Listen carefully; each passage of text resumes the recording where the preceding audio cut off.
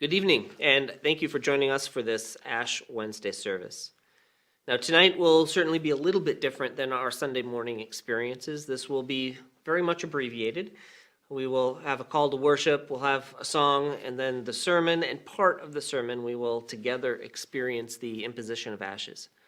So I do encourage you, if you have anything at home, any ashes, this is a good time to just have them with you.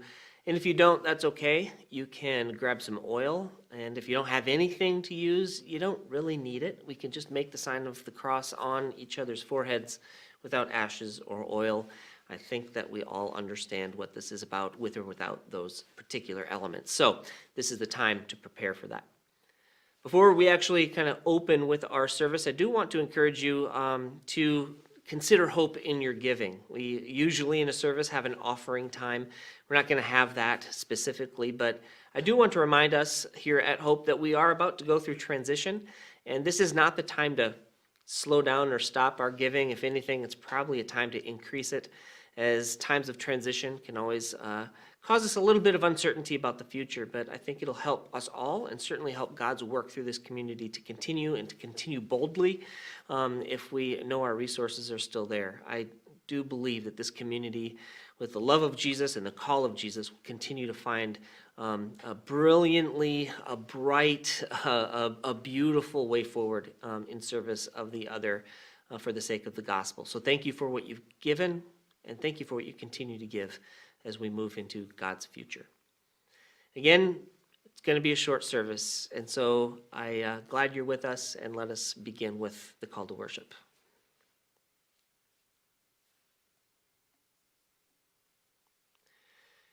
We begin our walk down the dark road to the cross.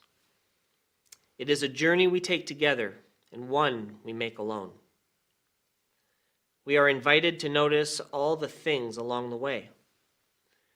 Being alone in the desert, the laments of our souls, the company of the faithful. We carry little with us but that which is in our hearts. Hope, trust, fear, apprehension, wonder, sorrow. On this walk we seek, reflect, pray, and listen. In this Lenten space we join in shared sentiment and worship. Amen.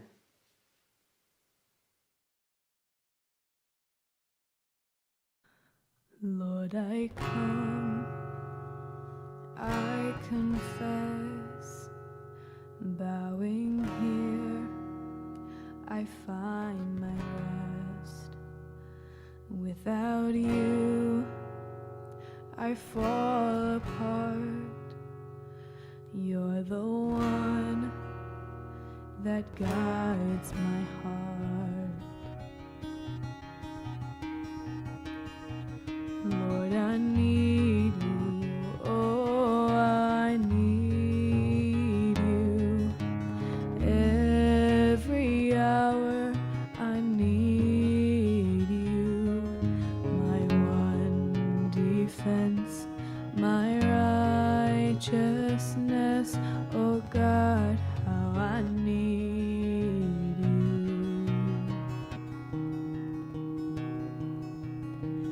Where sin runs deep, your grace is more.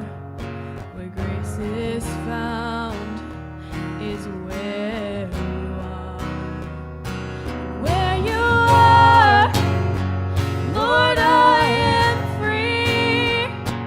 Holiness is Christ in me. Lord, I need you. Oh, I need you. Every hour I need you. My one defense, my righteousness. Oh God, I need you. So teach my song to rest you. When temptation comes my way, when I cannot stand, they'll fall on you. Jesus, you're my hope and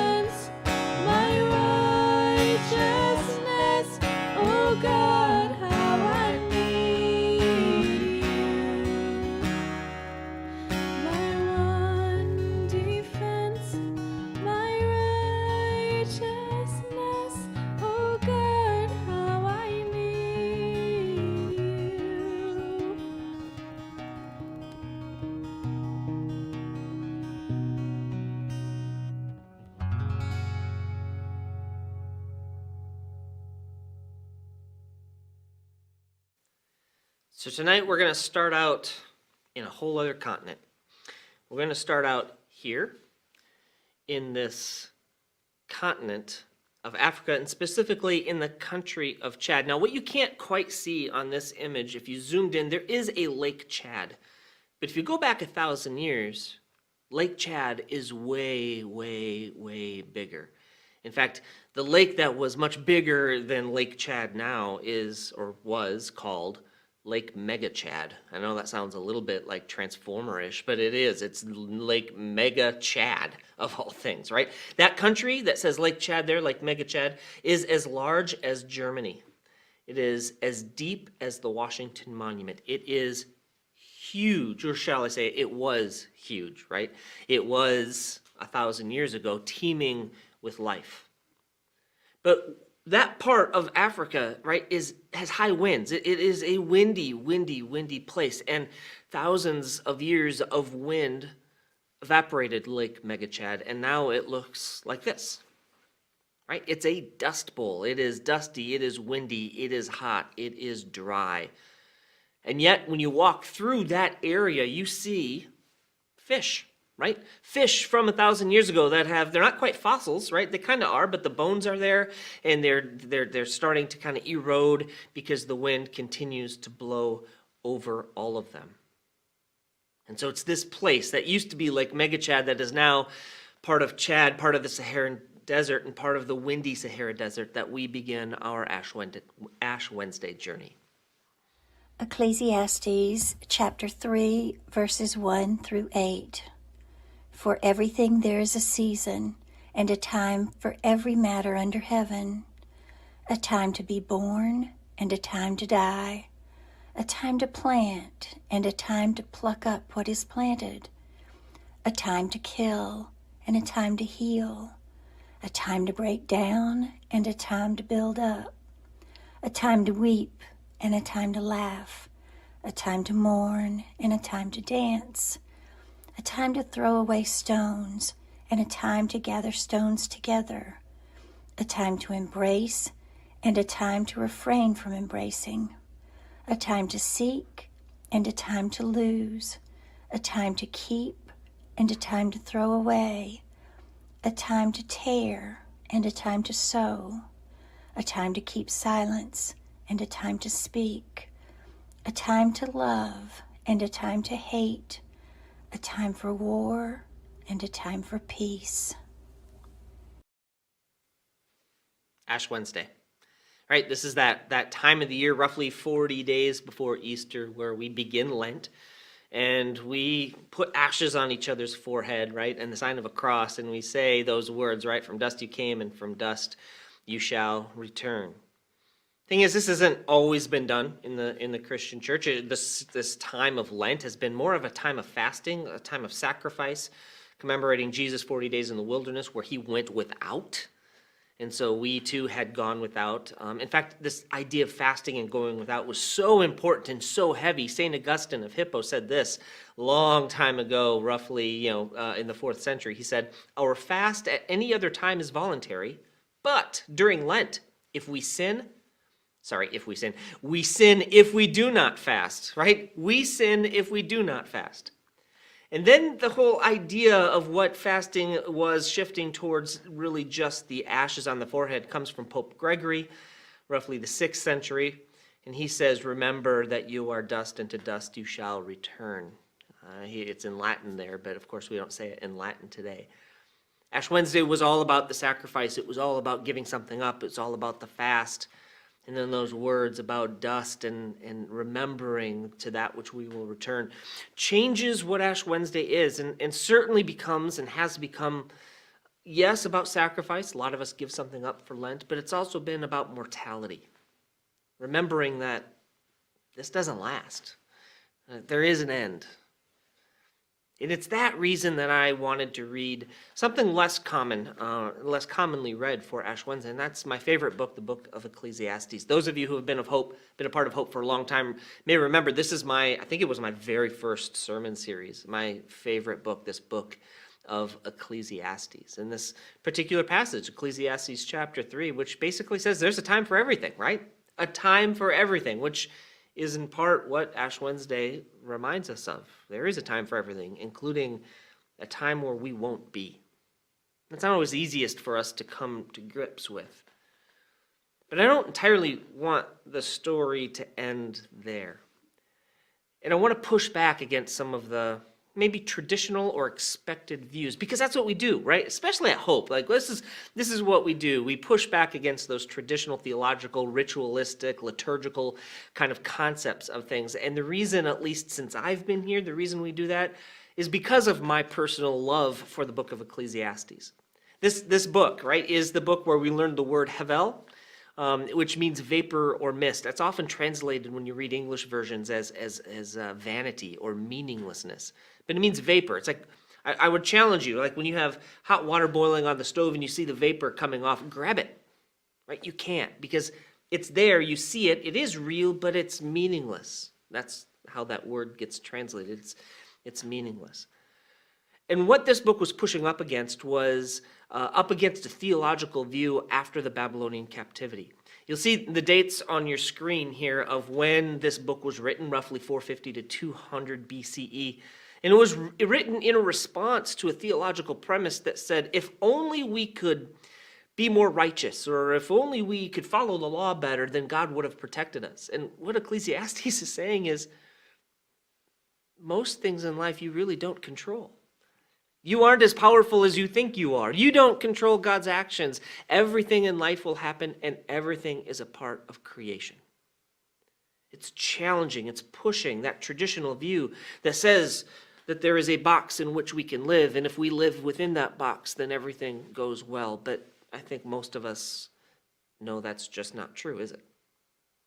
The best of people can have the worst of things happen to them. The worst of people can have sometimes the best perceived life, right? It's not fair. Life isn't expected. All things happen.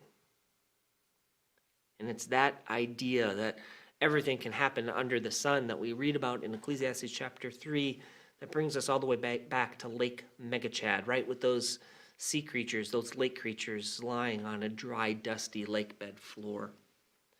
This is where we start our journey, excuse me, because I told you about the winds. I told you about the evaporation, if you will, of Lake Megachad. Well, those winds didn't stop. In fact, those winds continue to blow across a now dry lake bed, and those winds pick up dust, right? Sand, dust, everything from that area gets picked up, and here's a satellite image, a cool satellite image of what it looks like over the Atlantic Ocean. All of that dust is being picked up and brought west. In fact, there's so much dust, one scientist calculated by saying there's 50 million, not tons, that's my typo, 50 million elephants per year. Like the amount of mass that 50 million elephants have, that is as much mass that is picked up by the winds and pulled off of the Sahara and out over the ocean. That's how much it is. It is a ton. You can see it from space. That's a lot of dust. A lot of dust. And for me, one of the better questions is not just how does all that dust get picked up, but what happens next, right? What happens to all of that dust? Well, there's a few interesting things. Actually, there's a lot of interesting things, but I'm just picking three from what I learned. One of them is this, right? That is the area right off the western coast of Africa where a lot of the hurricanes are formed. It's kind of an incubator, if you will.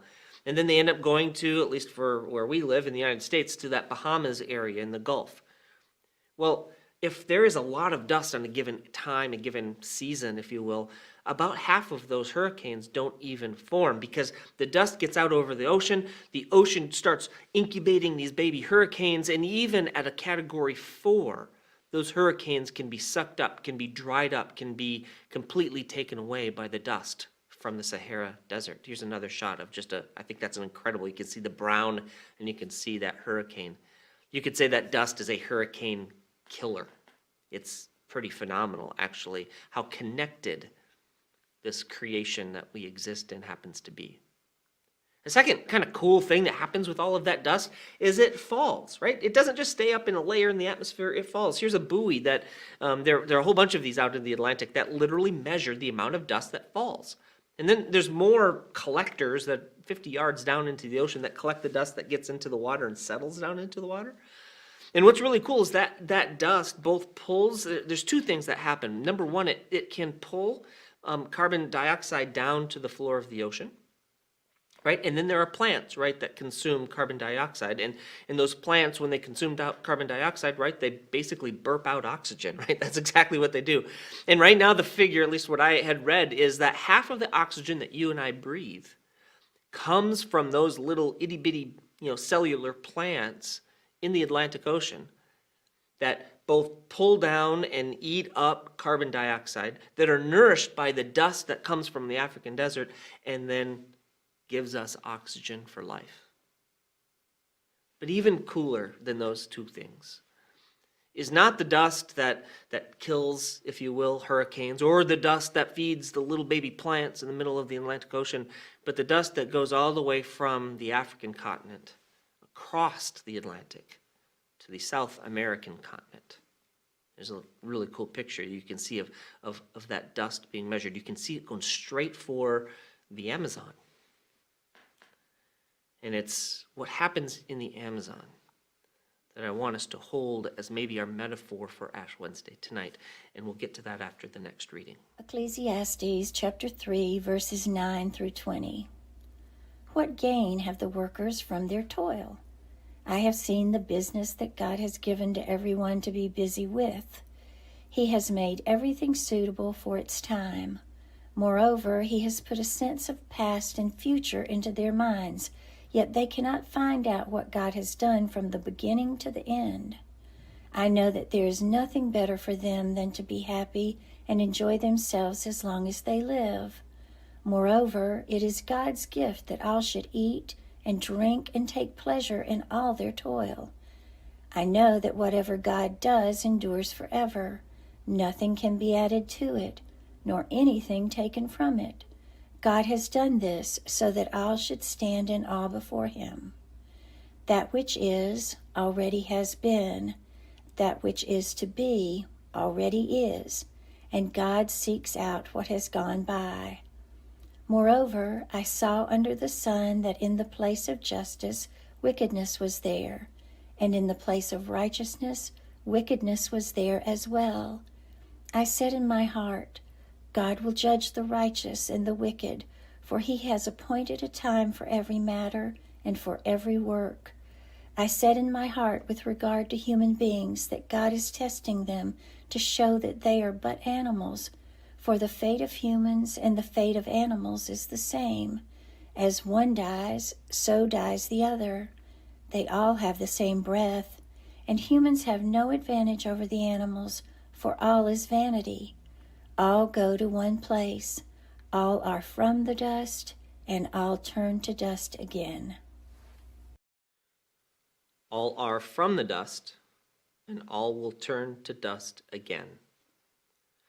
So the Amazon forest, right?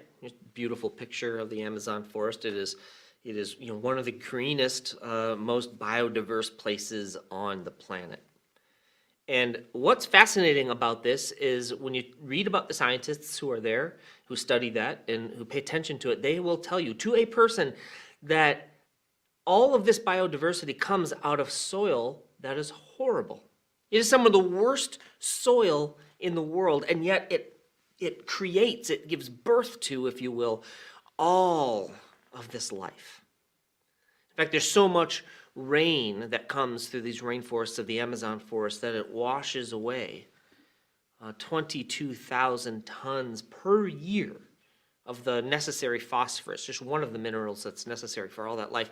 That all of that rain washes 20,000 tons per year away, which is why the soil is just not very nutrient rich, right? It's just not there because the rains wash it away.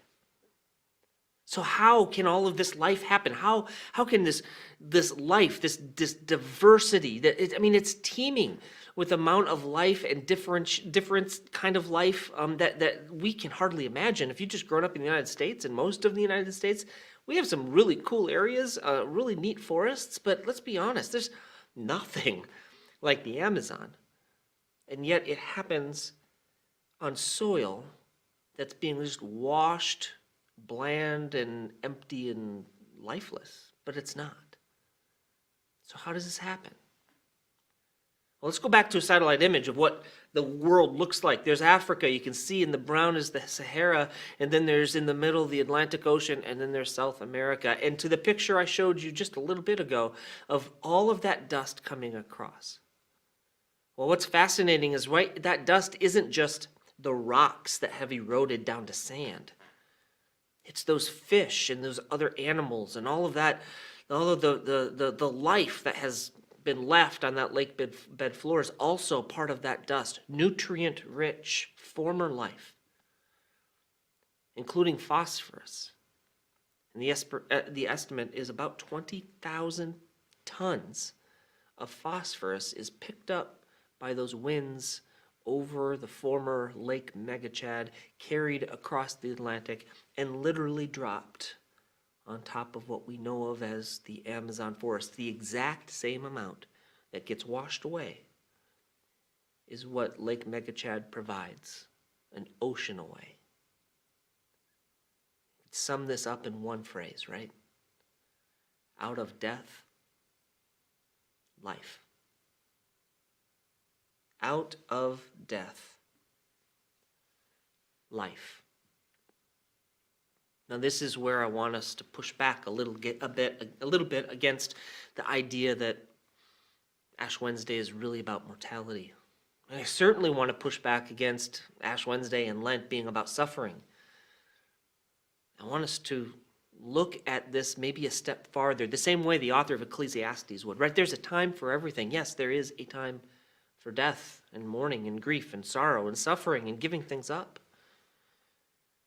But what we see in creation, what we see in what God has done, what we see in our own lives, it's out of that kind of death and suffering comes new life. Let's face it. This idea of death, this idea of ending, is on our minds right now, is it not?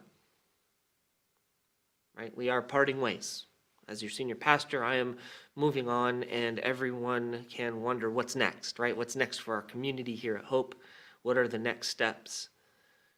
What we feel in our hearts for many of us, right, is a sense of loss, a sense of grief, a sense of endings, and maybe I could say a sense of death. And that's true, a sense of death to what was. Not trying to be too blunt, but I think that's true. These are the moments that we turn to thinkers like the author of Ecclesiastes, to our tradition in its purest of sense, not tradition to be remembered because it's what we do, but tradition that teaches us something beyond the tradition itself can actually give us. It reminds us, sure, on Ash Wednesday, that from dust we came and to dust we shall return. There is death, there are endings, we are mortal.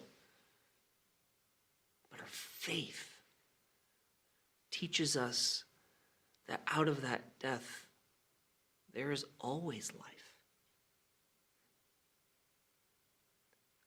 Always life. Our experience in time as living creatures is not a linear one. We experience it as linear, as if we're born and we die and then there's something next. It's not actually entirely the way it seems creation works.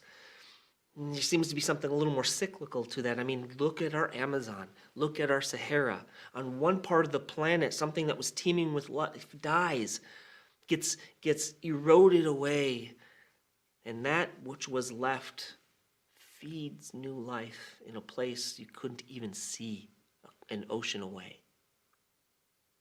There is ending for us. We are intimately being reminded of a type of mortality, right? A type of ending.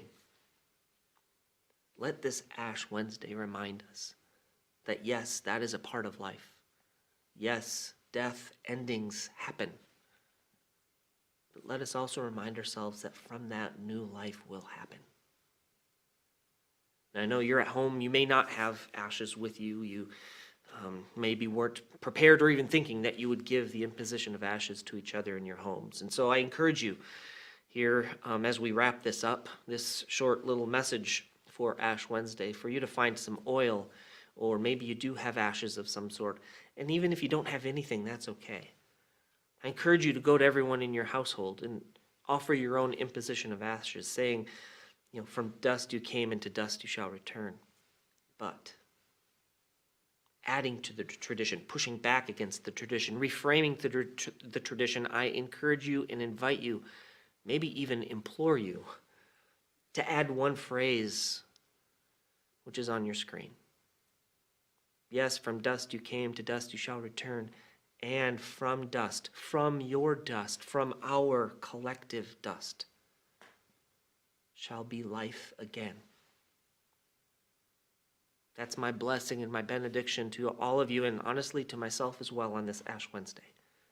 A reminder that, as the author of Ecclesiastes says, there is a time for everything in heaven, including death. But the messages and the teachings of Jesus, the God that we claim to follow, to believe in, that gave us life, says death isn't the end. Because, yes, from dust we came, to dust we all will return. But we hope that from that dust and from our dust, there will be life again. Let that be our Lenten journey towards resurrection. Amen.